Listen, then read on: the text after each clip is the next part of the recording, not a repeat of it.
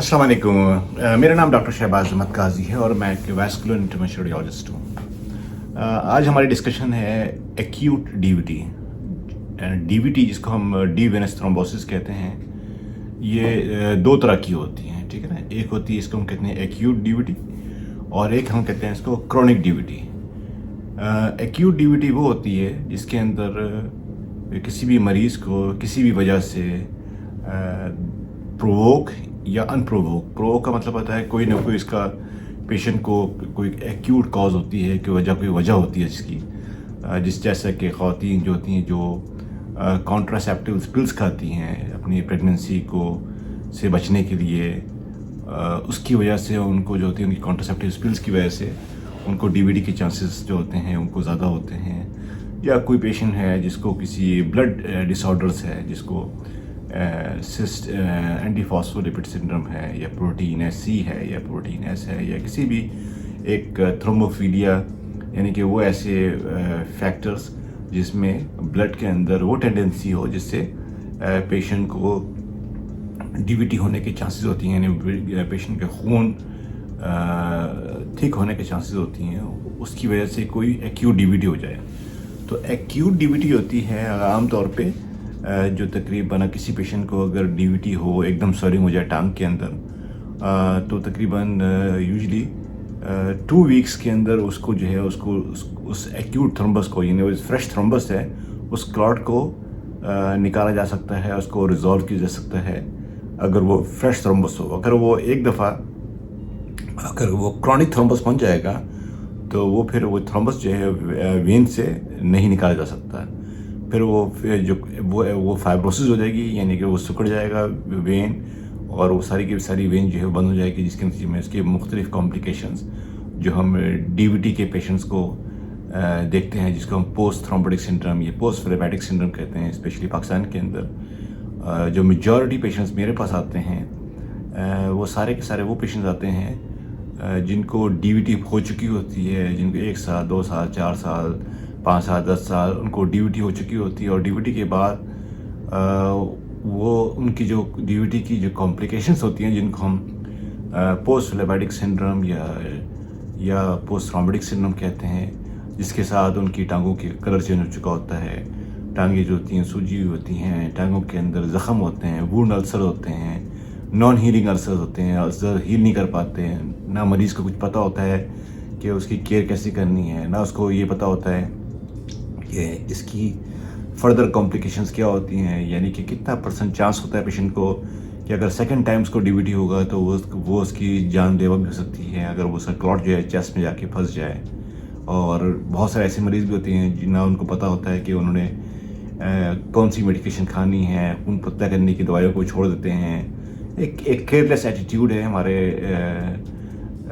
हमारे माशरे के अंदर, क्योंकि लोगों को अवेयरनेस ही नहीं है इस बारे में कि डीवीटी की जो है उसकी मैनेजमेंट क्या है, एक्यूट डीवीटी क्या होता है, क्रोनिक डीवीटी क्या होता है, पोस्ट थ्रोम्बोटिक सिंड्रोम क्या चीज़ होती है, पोस्ट फ्लेबैटिक सिंड्रोम क्या होती है, वुंड अल्सर है तो उसकी मैनेजमेंट कैसे करनी है आपने, और पेशेंट की टांग में थकावट है, फटीग है, वगैरह वगैरह।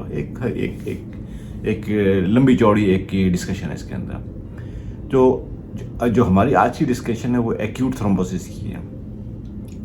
एक्यूट थ्रोम्बोसिस के अंदर ये होता है कि अगर आपके पेशेंट को डीवीटी हुआ और पेशेंट सही जगह पे अगर पहुंच जाए हॉस्पिटल के अंदर, और पेशेंट की राइट मैनेजमेंट हो जाए उस टाइम के ऊपर, तो पेशेंट को की जो स्वेलिंग है वो उसको इम्प्रूव किया जा सकता है। वो एक्यूट जो पेशेंट की जो ह्यूज स्वेलिंग है थाई के अंदर, उसको नॉर्मलाइज किया जा सकता है और उसकी वेन जो है उसकी खोली जा सकती है इसके अंदर। तो एक्यूट डीवीटी के अंदर ये जो हमारे पास ये एक पेशेंट आई थी जिसकी एज जो थी 34 ईयर्स, फीमेल थी, ये एक ओरल कॉन्ट्रासेप्टिव पिल्स लेती थी, जिसके नतीजे में इसको लेफ़्ट साइड के ऊपर उसको एक्यूट डीवीटी हो गया। जैसे ही डीवीटी हुआ पेशेंट ने एक प्राइवेट सेंटर में गई, वहाँ पे इसकी मैनेजमेंट नहीं हो सकी, वहाँ से ये हमारे पास आ गई।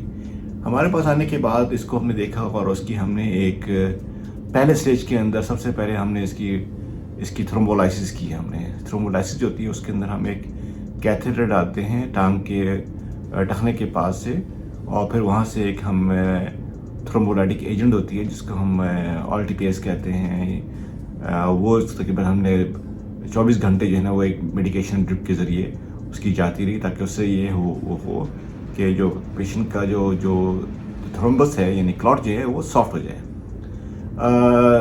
ये हमने 24 घंटे हमने किया इसके अंदर, और करने के बाद थोड़ी सी जो है पेशेंट की वेन खुली, लेकिन वो इतना उसका फ़ायदा नहीं हुआ। फिर पेशेंट को मैंने 1-2 दिन के बाद दोबारा बुलाया, दोबारा बुलाने के बाद और फिर हमने एक मैकेनिकल थ्रोम्बेक्टमी डिवाइस जिसको हम पेनेब्रा कहते हैं, आई लाइटनिंग 12 कहते हैं इसको, एक 12 फ्रेंच का कैथेटर होता है, वो हमने डाला उसके अंदर, और उससे हमने सारे जो क्लॉट से आप इस वीडियो में भी देखेंगे क्लॉट्स जो होते हैं वो रबरी स्टाइल के क्लॉट्स से, और वो सारे के सारे हमने क्लॉट्स उसके सक करने शुरू किए, जिससे क्लॉट जो है निकालते गए, और उसके बाद जितना हम हो सकता था हमने सारे निकाले। फिर उसके बाद उसकी हमने पेशेंट की जो थी इसकी वेन के अंदर एक स्टेंट डाला हमने इसके अंदर, ताकि जो उसका जो आउटफ्लो था यानी जो नीचे से जो खून आ रहा था वो तो आ रहा था, लेकिन ऊपर ब्लॉक थी इलियक वेन्स थी, तो हमने उस इलियक वेन्स को वहाँ पे स्टेंट डाला ताकि फ्लो जो है ऊपर जाता रहे। और जाने के बाद फिर वो हमने स्टेंट डालने के बाद हमने इसको फिर 2-4 दिन हमने इसकी एंटी कोगुलेशन के ऊपर डाला पेशेंट को, और पेशेंट जो है अभी भी जो है वो सारी ज़िंदगी उसने जो है ना वो एंटी कोगुलेशन थेरेपी लेनी है। उसने पेशेंट का फॉलोअप किया, फॉलोअप के अंदर हमने देखा कि पेशेंट की जो स्वेलिंग थी, पेशेंट का टांग का जो कलर था वो सारा का सारा चेंज हो गया। कलर चेंज होने के बाद पेशेंट की स्वेलिंग होती है उसमें तकरीबन 2 सेंटीमीटर की साइज़ जो थी वो जो हमने मेजरमेंट की तो उसमें रिडक्शन आया। पेशेंट का जो पेन था वो इम्प्रूव किया। पेशेंट की जो थाई में जो हार्डनेस थी उसमें सॉफ्टनेस आई। तो ये एक लंबा चौड़ा एक हमने 2 दिन लगा के हमने ये काम किया, और पेशेंट जो था वो बैक टू नॉर्मल पोजीशन में आ गया।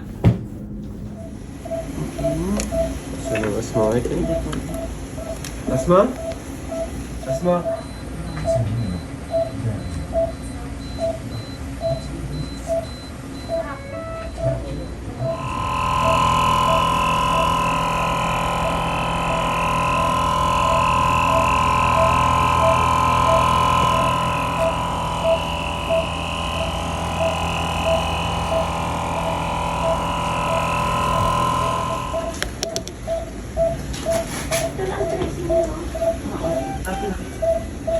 right jugular, posterior tibial, tsaka popliteal. Left, all left.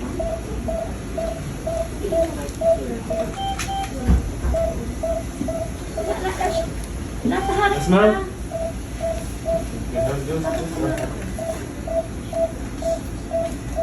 Do you have any business? Couple resident something for them? There is. Oo. You found it? What? Salamat.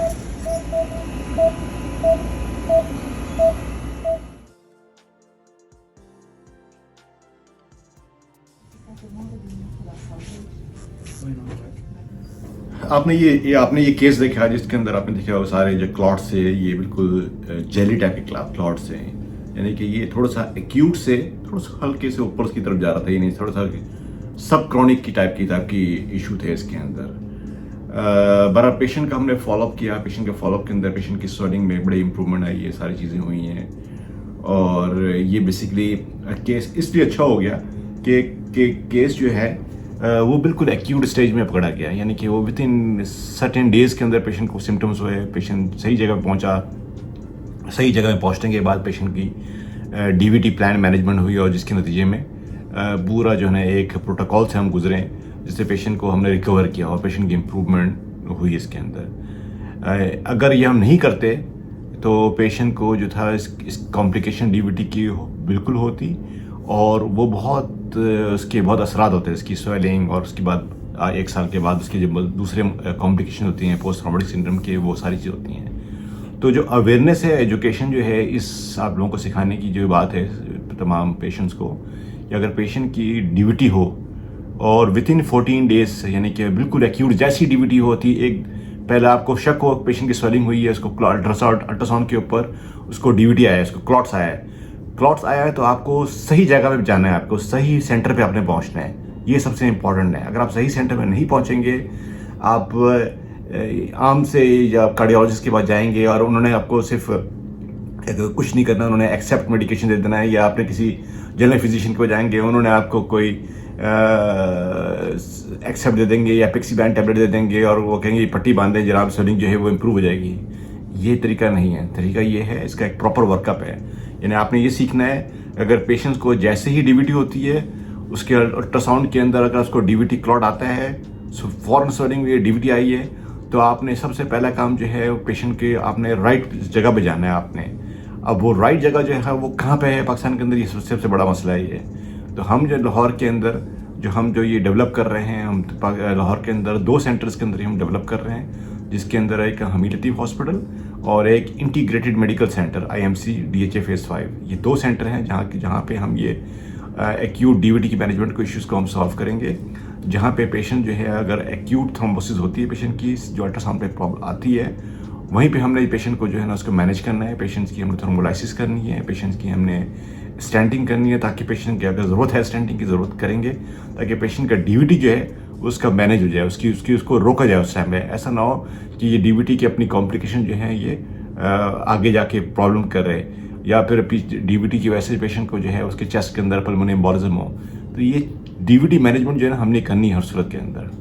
तो अगर आप हमसे रब्ता करना चाहते हैं तो हमारी जो व्हाट्सएप नंबर 24 आवर्स चल रहे होते हैं, हमारे IRCC पाकिस्तान के व्हाट्सएप नंबर चल रहे होते हैं, उसके पर हमसे रब्ता कर सकते हैं। और डीवीटी को सीरियस लेने की ज़रूरत है। डीवीटी एक बहुत बड़ा इशू है जिसको एड्रेस करना चाहिए। शुक्रिया।